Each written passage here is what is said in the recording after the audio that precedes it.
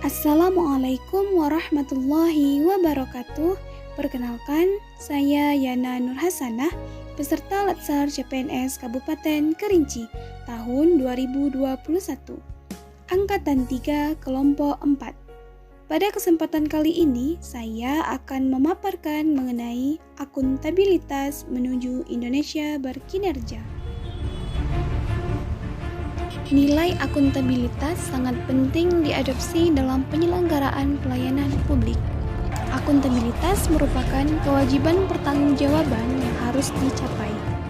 Akuntabilitas merujuk pada kewajiban setiap individu, kelompok, atau instansi untuk memenuhi tanggung jawab yang menjadi amanahnya. Oleh sebab itu, sudah menjadi kewajiban bagi negara untuk memberikan pelayanan dengan baik dan bertanggung jawab. Saya ingin mengingatkan kita semuanya bahwa kita tidak boleh memandang pengelolaan keuangan negara hanya sebagai urusan teknis saja, hanya urusan prosedural saja. Apa yang kita lakukan harus mengarah kepada perbaikan sistem. Ini yang selalu dan berkali-kali saya ulangi. Perbaikan sistem. Banyak sekali yang ukuran kinerjanya tidak jelas. Banyak. Tidak ada keterkaitan program dengan sasaran pembangunan. Lepas sendiri-sendiri. Arahan tersebut ditindaklanjuti oleh Kementerian Pendayagunaan Aparatur Negara dan Reformasi Birokrasi melalui penerapan sistem akuntabilitas kinerja instansi pemerintahan.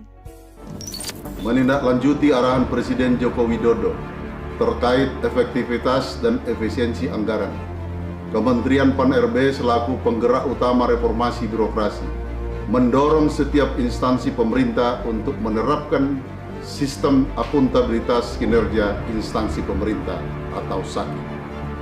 Dengan SAKIP, prioritas pembangunan akan dijabarkan secara jelas, terukur, dan terperinci, sehingga setiap rupiah yang dibelanjakan akan bermanfaat bagi masyarakat.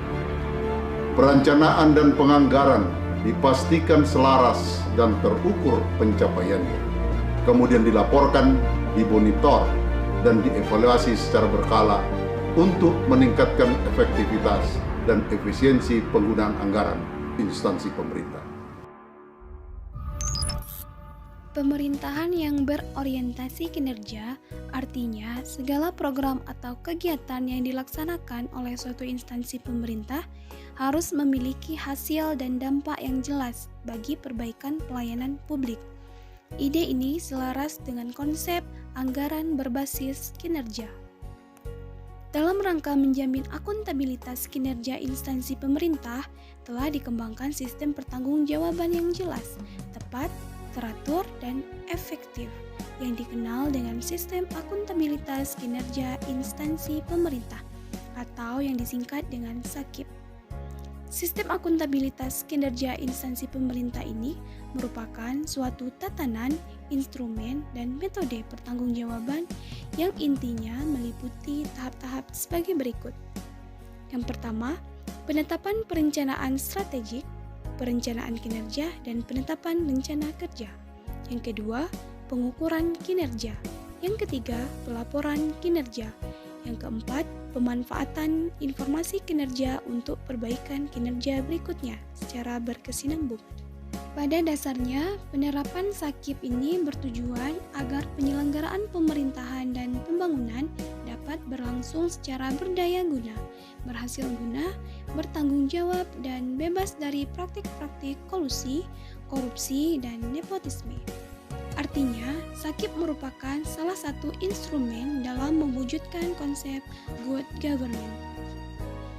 Hasil evaluasi SAKIP tahun 2017 terhadap instansi pemerintah, baik pusat maupun daerah, menunjukkan adanya peningkatan rata-rata nilai akuntabilitas kinerja instansi pemerintah yang mendapatkan kategori di atas B.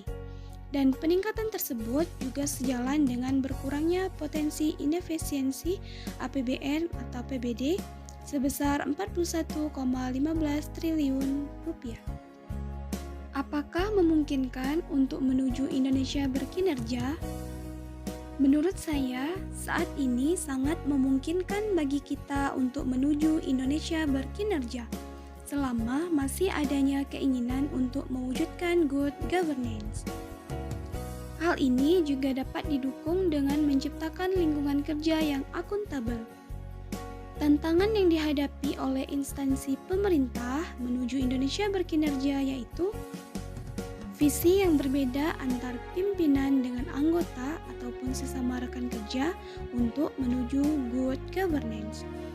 Adanya oknum yang tidak berkomitmen dan mencari keuntungan lebih dari wewenang yang dimiliki.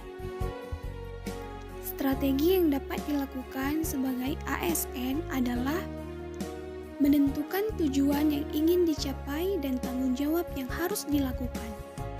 Melakukan perencanaan atas apa yang perlu dilakukan untuk mencapai tujuan. Melakukan implementasi dan memantau kemajuan yang sudah dicapai. Memberikan laporan hasil secara lengkap, mudah dipahami, dan tepat waktu. Melakukan evaluasi hasil dan menyediakan masukan untuk memperbaiki kinerja yang telah dilakukan melalui kegiatan-kegiatan yang bersifat korektif. Nah, demikianlah yang dapat saya sampaikan. Terima kasih. Wassalamualaikum warahmatullahi wabarakatuh.